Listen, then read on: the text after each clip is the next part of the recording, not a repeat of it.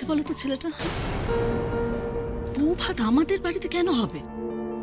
সেটাই তো, সূর্যর সঙ্গে যখন রোজার বিয়েটাই হলো না, তখন এই বিয়েতে আমাদের ইনভলভ থাকার মানেটা কি? কি জানি, সূর্য হয়তো ভালো বন্ধু হিসেবে এটা করতে চাইছে।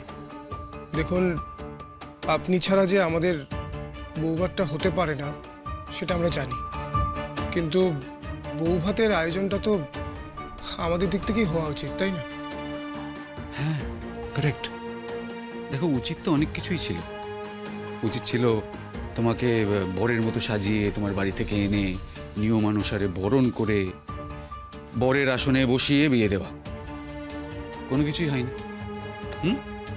তাছাড়া দেখো সমজল, তোমাদের বিয়েটা এত সাডেনলি হয়ে গেছে, সেটা নিশ্চয়ই তোমার বাড়ির লোকেদের কাছে আনএক্সপেক্টেড। সুতরাং এত তাড়াতাড়ি বউ ভাতের অ্যারেঞ্জমেন্ট করাটাও ওনাদের পক্ষে খুব ডিফিকাল্ট হবে। দেখো, সবকিছু ভাবনা চিন্তা করেই আমি এই ডিসিশন নিয়েছি। বউ ভাত মানে রিসেপশন হবে আমার তরফ থেকে আমাদের ওখানে।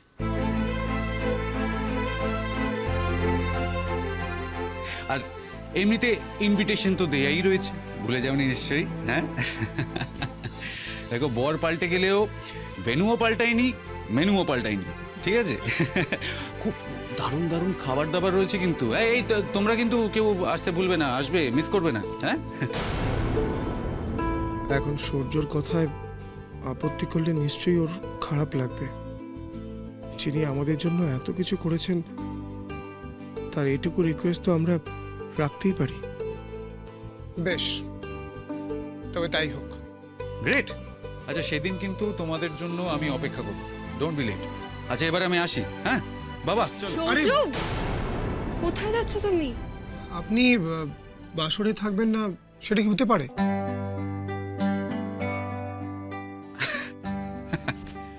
আমি বাসরে থাকবো? হ্যাঁ, আর থাকবে নাই বা কেন শুনি? না মানে বাসরের সব অ্যারেঞ্জমেন্টস তুমি করেছো, এখানে গান বাজনা হবে, মজা হবে, আর তুমি বাসরে থাকবে না? দেখো, এরকম করলে কিন্তু আমি ভীষণ রাগ করবো।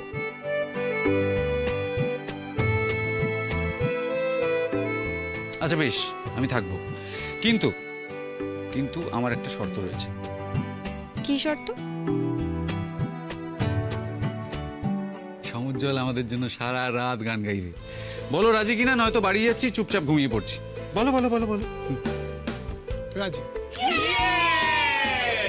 ব্যাস, তাহলে তো হয়ে গেল। সূর্যদার পালানোর কোনো রাস্তা নেই। চলো চলো, ঘরে চলো। হ্যাঁ হ্যাঁ, ঠিক আছে ঠিক আছে ঠিক আছে। দেখো রোজা, তোমার সুন্দর সুন্দর বান্ধবীরা যখন আমাকে এত মিষ্টি করে রিকোয়েস্ট করছে, তখন আমি না কি করে বলতে পারি বলো? আচ্ছা মা বাবা, বলছি তোমরা যাও, বাসর শেষ হলে নিয়ে আসো। চলো। বাই। ব্যাস, সব সিনিয়র সিটিজেন বেরিয়ে গেছে, এবার আমরা বাসরে ঢুকি। চলো চলো চলো চলো, দেরি করছো কেন? চলো।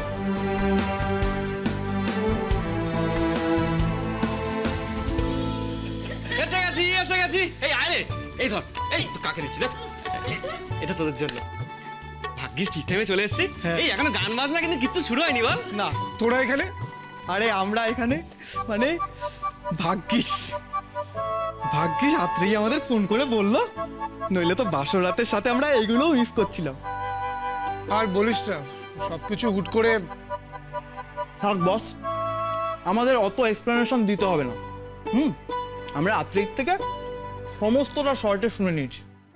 আর তোর ভাগ্য ভালো যে সূর্যদার মতো একটা ভালো মানুষ পেয়েছি, সেই জন্য এই যাত্রায় উতরে গেলি। নইলে আমরা হাল ছেড়েই দিয়েছিলাম। থ্যাংক ইউ সূর্যদা, থ্যাংক ইউ। হ্যাঁ হ্যাঁ, ঠিক আছে ঠিক আছে, ভালো করে খেয়ে নাও ভাই, না তো গলায় আটকে যাবে। হ্যাঁ, থ্যাংক ইউ তো চলতেই থাকবে।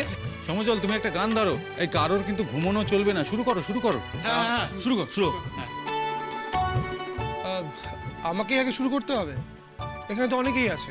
হ্যাঁ আছে, কিন্তু তারা তো আর এই আসরের উপলক্ষ নয়।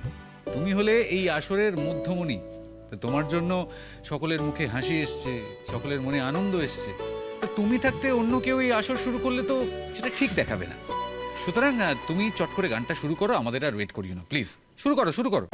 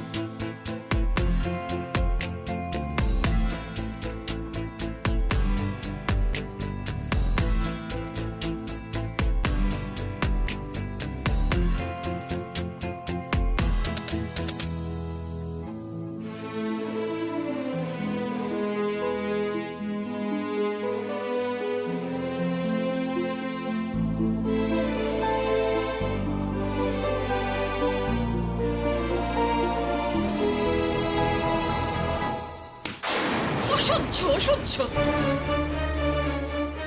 আমাদের এই বাড়িতে বসে আমাদের বিনা অনুমতিতে বিয়ে করে দেখো, দেখো কিরকম মজা করছে, হইচই করছে, দেখো বাসর যাচ্ছে।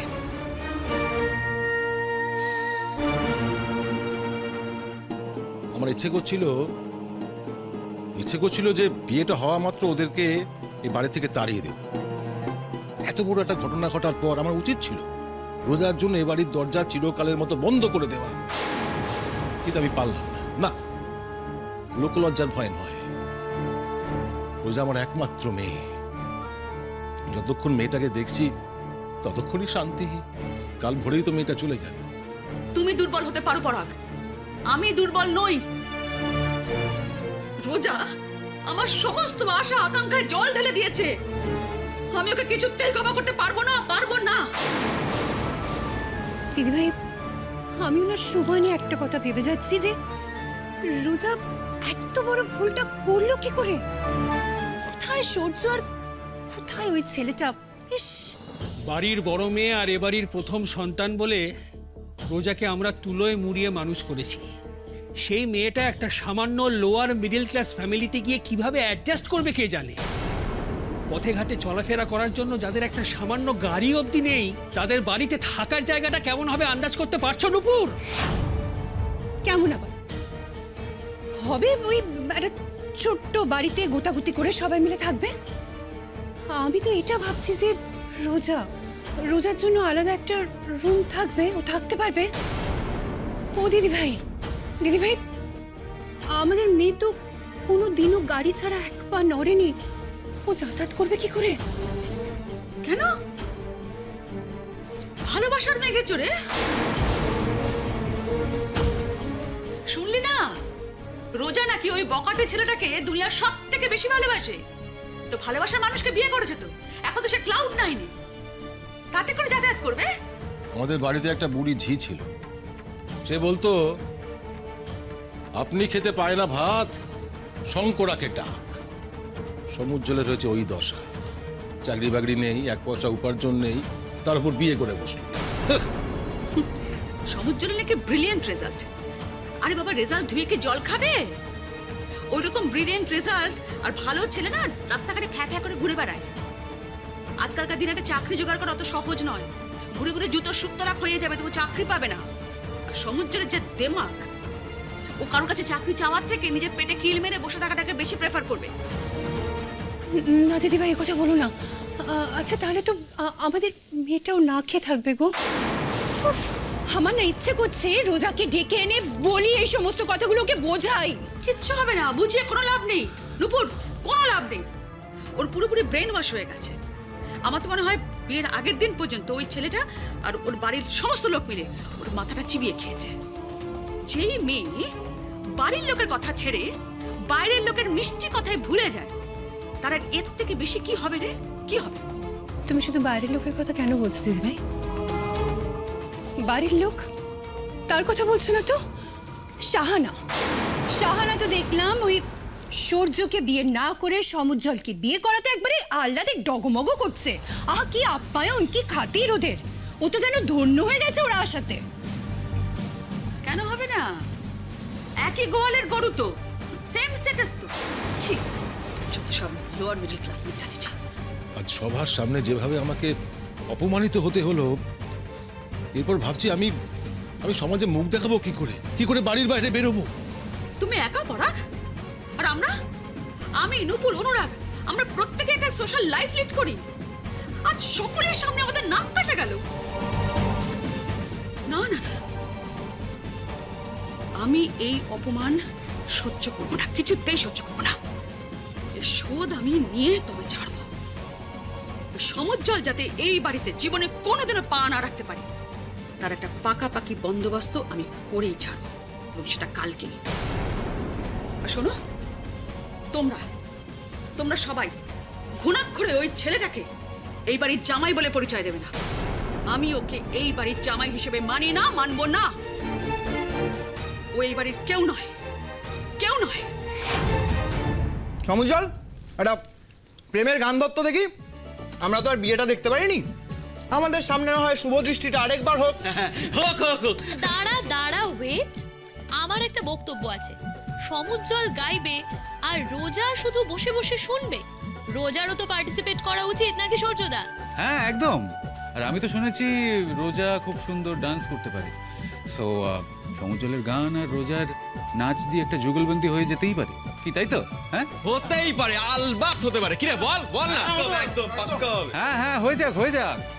যে যুগলবন্দি দিয়ে ওদের ভালোবাসা শুরু হয়েছিল, সেই যুগলবন্দি দিয়েই ওদের বিবাহিত জীবন শুরু হোক, কি? আরে বলো বলো। একদম একদম একদম একদম।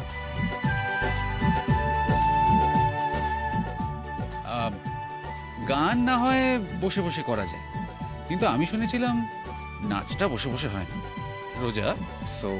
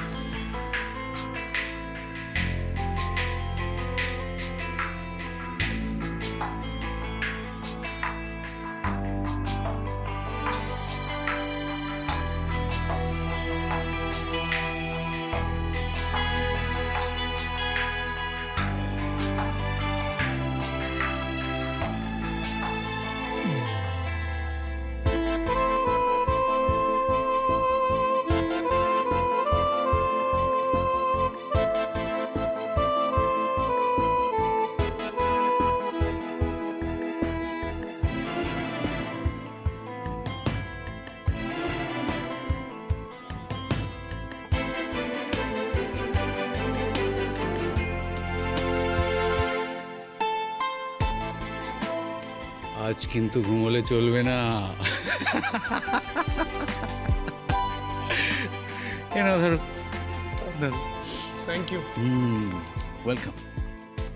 সত্যি তোমাদের যে যুগলবন্দিটা, সেটা দেখে আমি জাস্ট স্পিচলেস, ওই কি বলে, বাকরুদ্ধ। হ্যাঁ, উইদাউট প্র্যাকটিস এমন একটা পারফরমেন্স, আনবিলিভেবল। ইনফ্যাক্ট তোমরা এটা প্রফেশনালি নিতে পারো। হ্যাঁ না সত্যি, এবার আমি বুঝতে পারছি এই বিয়েটা না হলে খুব বড় একটা লস হয়ে যেত। আর তোমাদের মধ্যে যে ভালোবাসা, সেটার যে স্ট্রেংথ, সেটা কেউ বুঝতে পারতো না। আর আই এম শিওর এই বিয়েটা দেওয়ার জন্য সবাই একদিন আমাকে থ্যাঙ্কস বলবে।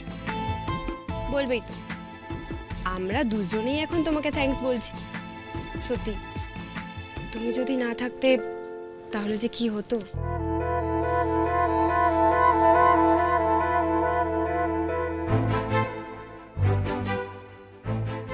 কি হতো? অন্য কেউ কাবাব মে হাড্ডি হয়ে তোমাদের লাভ স্টোরিটার 12:30 বাজিয়ে দিত। তোমাদের মধ্যে যে কেমিস্ট্রি রয়েছে, সেটা কেউ জানতেই পারতো না। কি ভাগ্যিস, থ্যাংক গড আমি বুঝতে পেরেছিলাম। তা না হলে সব কিছু জেনে শুনে তোমাকে বিয়ে করে নিলে খুব বড় একটা অপরাধ হয়ে যেত। না সমুজ্জ্বল রোজাকে পেত, না রোজা সমুজ্জ্বলকে। একটা কথা বলো, সমুজ্জ্বলকে ভুলে তুমি আমাকে ভালোবাসতে পারতে?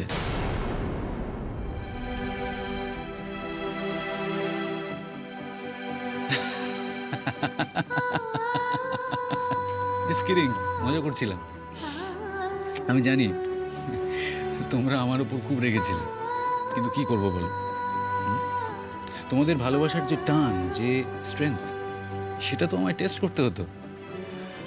সত্যি আজকের দিনেও যে এরকম ভালোবাসা আছে, সেটা তোমাদের না দেখলে আমি বুঝতে পারতাম না। ইনফ্যাক্ট তোমাদের ভালোবাসা দেখে ভালোবাসার প্রতি যে রেসপেক্ট, সেটা আমার অনেকটা বেড়ে গেল।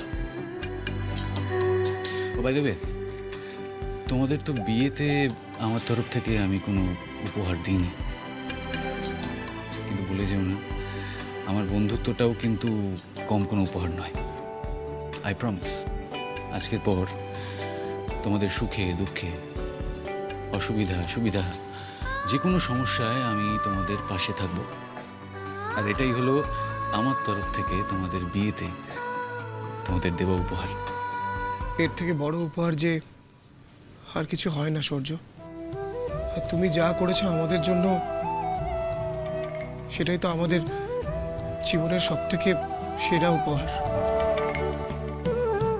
আমি জানি, তবে একটা কথা দিতে হবে আমাকে।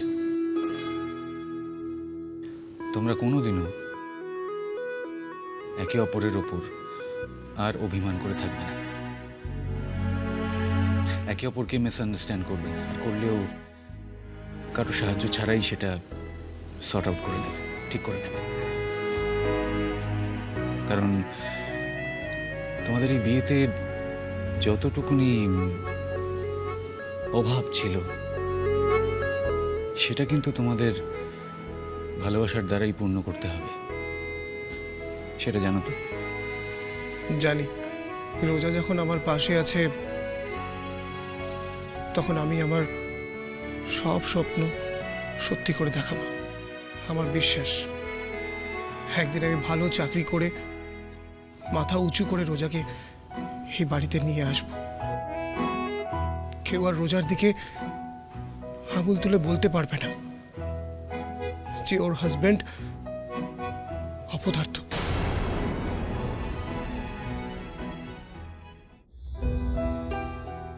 কিন্তু আজ যে আমার কাছে কিছুই নেই, আমি নিঃস্ব।